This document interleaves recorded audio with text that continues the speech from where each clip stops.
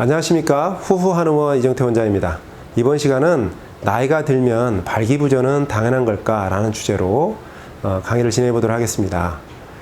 60에서 70세 정도 되시는 지긋한 연배의 선생님들이 발기부전 치료를 목적으로 병원에 내원하시면 이분들이 많이 전하는 말씀들이 있습니다. 선생님, 제가 이 나이에도 발기부전 치료를 하는 게 맞는 선택인지 모르겠습니다. 라는 얘기인데요.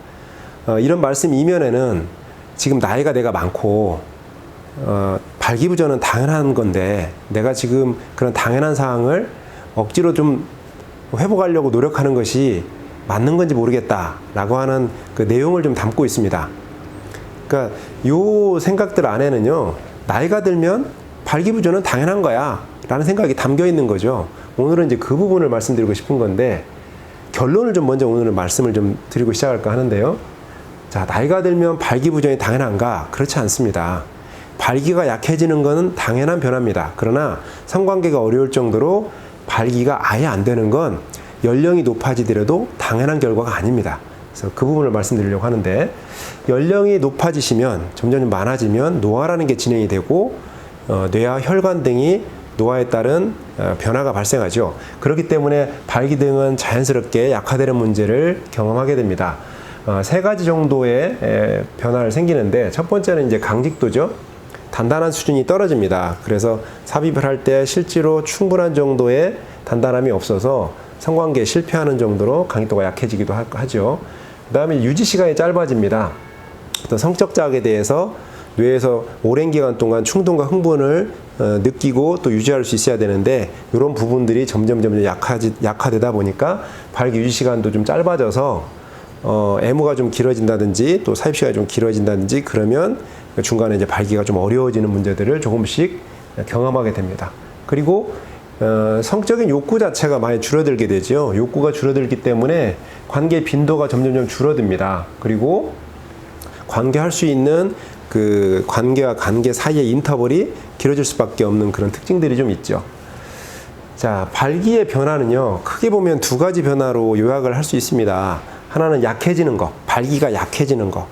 이 발기 약해지는 거는 관계는 가능한 수준이라는 겁니다. 성관계가 가능한 수준인데 아무래도 단단한 수준이 젊은 시절에 비해서 약하고, 유지되는 시간도 젊은 시절에 비해서는 좀 짧아지고, 뭐 욕구라든가 이런 것도 좀 줄어드는 정도, 뭐 그 정도를 이제 약하라고 우리가 얘기를 할 수 있다, 이렇게 말씀드릴 수 있고, 그리고 이제 이 경우는 자연스러운 발기 변화입니다.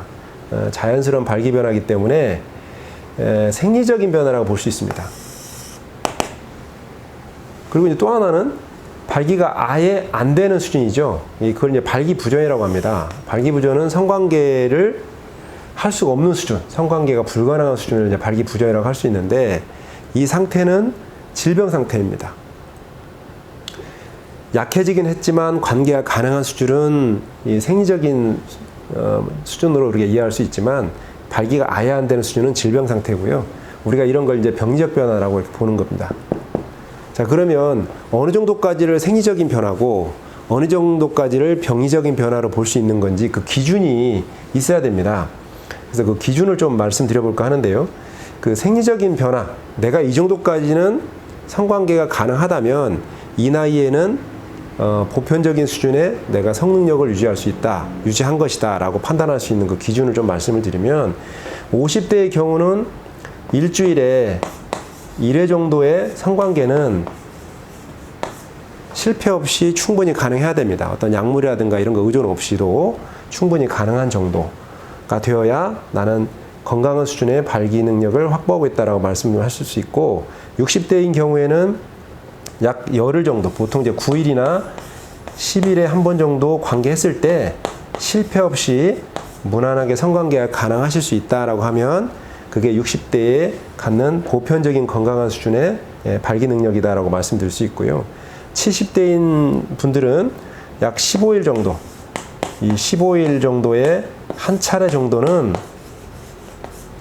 어떤 약물이라든가 이런 거 의존 없이도 충분히 가능하셔야, 즉 한 달로 기준으로 한다면 한 2회 정도 되겠죠. 2회 정도는 가능하신 수준이 70대인 경우라도 가능해야 내가 건강한 수준이다 라고 얘기를 할 수 있습니다.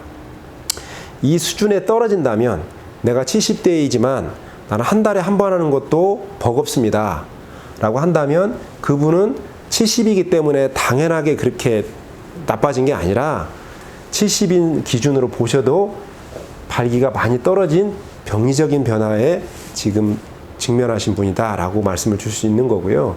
그럼 이런 분들이 내가 보편적으로 그 나이에 예측할 수 있는 수준의 발기 문제보다 많이 현저히 떨어졌을 때 왜 이런 문제가 발생하는지를 조금 생각해 볼 필요가 있는데, 자, 발기라고 하는 경우는 일반적으로 두 가지 조건이 필요하다고 그랬습니다. 첫 번째가 이제 뇌의 건강한 뇌 환경이 필요하다고 그랬고요. 왜냐하면 이 뇌에서 기본적으로 다양한 수준의 호르몬이라든가 신경물질이 작동을 해야만 이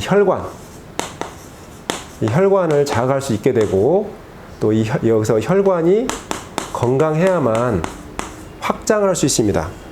팽창을 할 수 있어서 단단함을 유지할 수 있기 때문에 이 혈관이 건강해야 되는데, 만약에 이 혈관에서 동맥이 너무 딱딱해졌다든가, 동맥이 경화라고 하죠.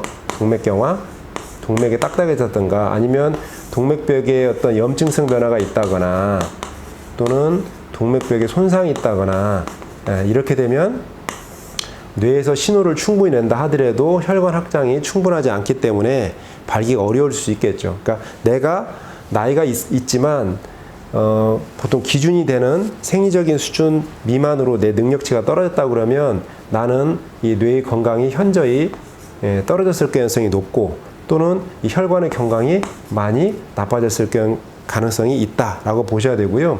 이런 부분들을 그러면 내가 회복을 한다면 이 발기라는 것도 회복이 될 거냐? 네, 가능합니다. 그래서 이거를 가역적이라고 합니다. 연배가 있으셔도 말씀드린 이 수준까지의 발기 환경의 회복은 얼마든지 가역적이라는 거죠. 그리고 이런 가역적인 환경을 만들려면 앞서 말씀드린 것처럼 뇌가 이런 호르몬이나 신경물질이 원만하게 잘 유지될 수 있도록 이게 이제 뇌가 이렇게 건강하려면 뇌 혈관도 건강해야 되고, 그 다음에 뇌 영양 상태도 좋아야 됩니다. 이런 등등에 대한 고려가 좀 필요할 거고요. 그 다음에 이제 이런 혈관이 딱딱해지고 염증성 손상 뭐 이런 부분들에 대한 회복을 도모하려면 우리가 이제 대사 문제를 해결을 해야 됩니다.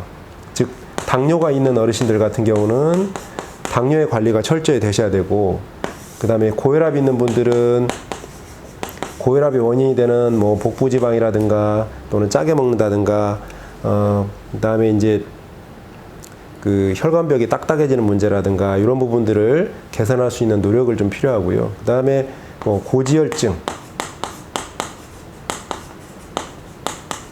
이런 대사 문제하고 이런 혈관 등의 건강하고는 아주 연계가 많습니다. 그래서 우리가 이런 대사 문제를 노력하고 또 뇌에서 이런 혈관이나 영양적인 기초를 충분히 한다면 연배가 높아지셔도 우리 선생님들이 적어도 아까 말씀드렸던 요 기준치 안으로 들어오는 정도의 건강 회복은 충분히 기대할 수 있다는 점을 말씀드리고 싶습니다.